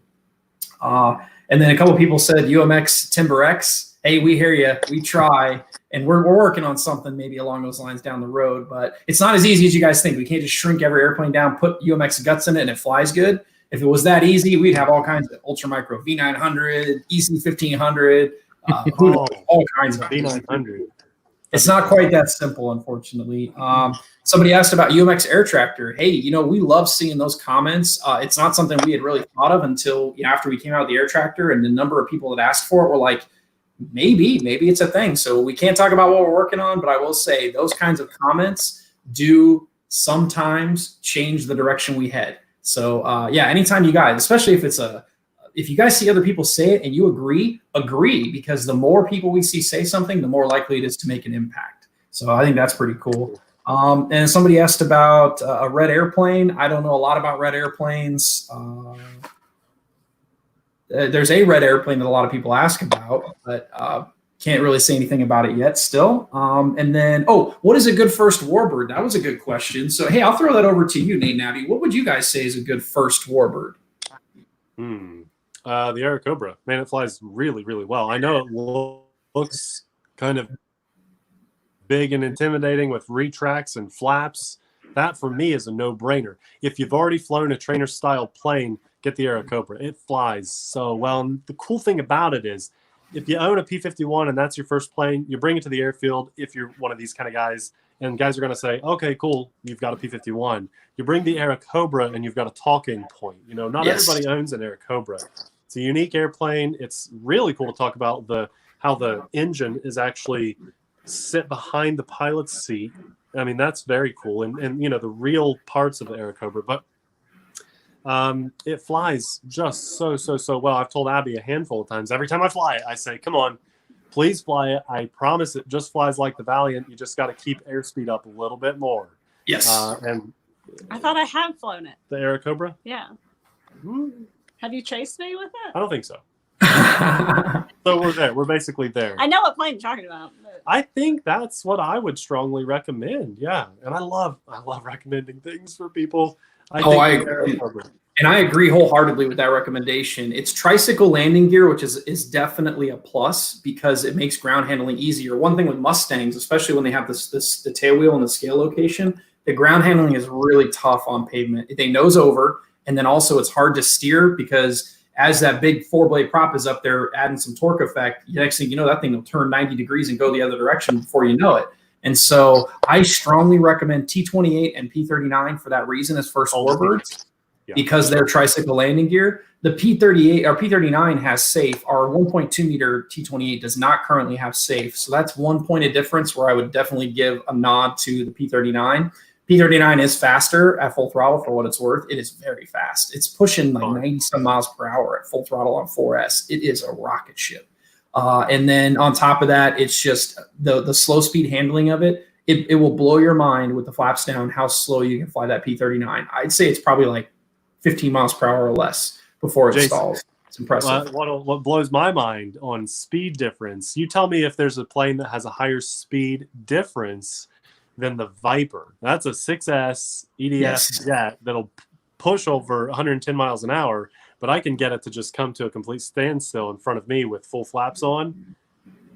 That is a very special airplane. So I still recommend that as a great first jet if you're okay with retracts and flaps and also very high speed potential. The F-15 is great if you're not interested in all those extra steps of having retracts and flaps and needing a field to fly it at. And then the Viper, though, it's a special airplane. I will always own a Viper. It is unbelievable how slow it can fly, how fast it can fly, and then it can do aerobatics that most jets can't do. So I love it. It sounds good. It looks good.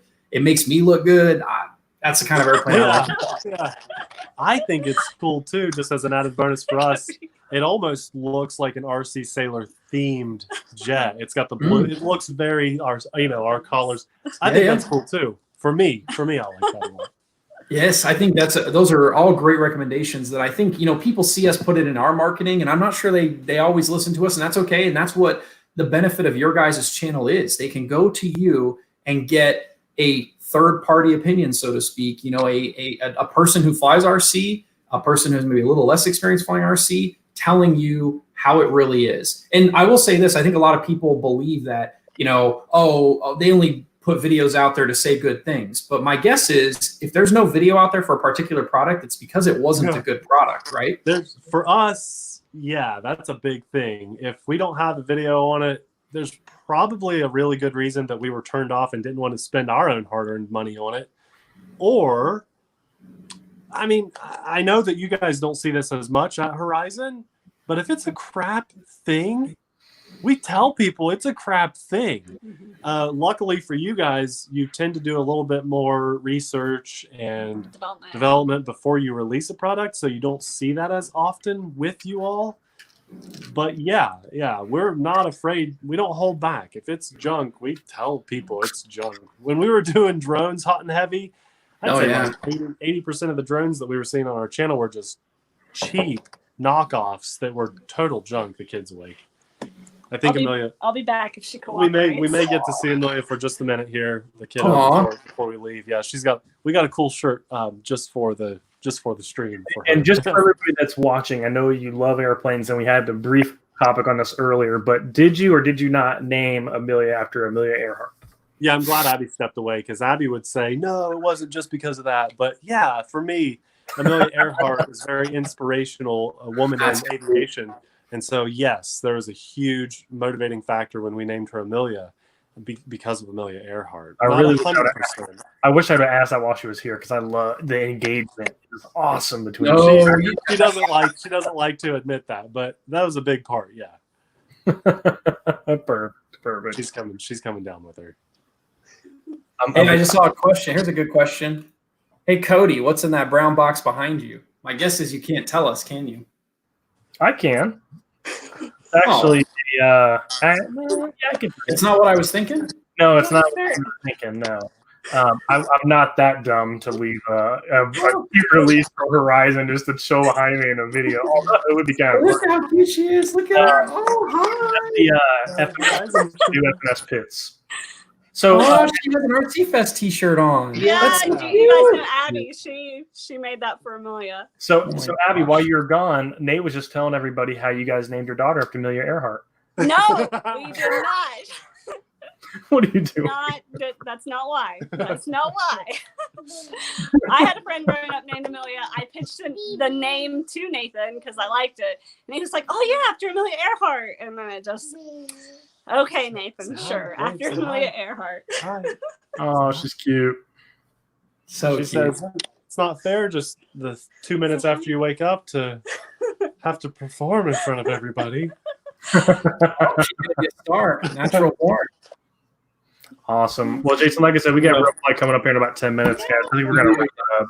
Okay. She actually really loves going to the airfield with us. For one, it's one of the only outdoor spaces that she can play right now because all of our local parks are closed, and that's really sad, but something we're all dealing with. And she really does, the airplanes and things grab her attention, and she always says like, oh, wow. Yeah, she loves it. She really enjoys being out there with us. I'll never push this hobby on her in any way, but if she shows an interest, I'll embrace it, you know. Awesome. Very cool. So cute. Oh, all four of them. Look at, they're all there. There they are, the whole Saylor family. Guys, again, make sure if you guys do not know who the TheRcSaylors, if you're just now joining, definitely head over to their channel and check them out. They are a very family-friendly oriented channel. They do a lot of RC stuff, not just airplanes. They're here on the air show as our guests just to kind of chit-chat, talk about some cool stuff. They do airplanes, boats, cars, all kinds of stuff, and their channel is awesome, and they're very funny. They do a really good job at it. They interact together very well as husband and wife doing this for their channel. So we appreciate you guys on the channel today, guys. Thank you. Thanks for having us. That's very kind. Thank you. Yes, and thank you to our fans and our audience that joined us for this video. Again, every week we're going to be going live Friday afternoon, 4 p.m. Eastern. The goal here is to stay connected with you guys even during these crazy times. And then also on top of that, following this at 5 p.m. Central, 6 p.m. Eastern, we'll be going live again on the Horizon Hobby Facebook page with some real flight flying. We got some special guests. I'll be flying myself. I think Steve Petrato, James Haley. And then for those that know the driver of Gravedigger, he will be joining us as well on that. So it's gonna be very cool. So tune in every week to this channel, and also make sure that you like and subscribe the RC Saylors on Facebook and on YouTube. Keep up with their videos. They're actually going to be one of the first to show off our next airplane. So I can't tell you guys when. It's not long, but they're going to get one before everybody else does, and they're going to be one of the first to give us kind of a rundown on that product. So we're pretty excited about that one. I think you guys are all excited about that one. Yeah. If nothing else, just watch the video we released yesterday or the video that we're going to release tonight. I think it'll give a really good indication of what our channel's about. And just know that we're not just about like pushing $300 airplanes that are expensive or whatever. We feature things that are $40 and $50 too. That'll hopefully get your foot in the door to the hobby, and then maybe a step up to something like that eventually. First thing I flew was not, 100-mile-an-hour jet. We all have to step up to that. We just want to help. We just want to help you guys get into the hobby. And we think you're doing a great job at it. You guys cover a lot of content. You guys are introducing so much of the hobby to people who either are needing budget-friendly items or high-end items. You guys are taking it to the next level and being able to share that content with people that we haven't been able to reach. So we appreciate you. The community appreciates you guys. And again, it's awesome to have a family-friendly channel out there to just doing it for fun. So we appreciate you guys. And one last thing, we just want to say a big thanks to everyone that we made the few posts on our social media accounts. Anybody that's here following from our group, we just want to say huge thank you to you guys, because you're really our friends and family. She just blew you a kiss. She's blowing you a kiss. Thank you. Who did you blow the kiss to, Jason or Cody? He likes pineapple. He doesn't. I can take Jason out of this right now.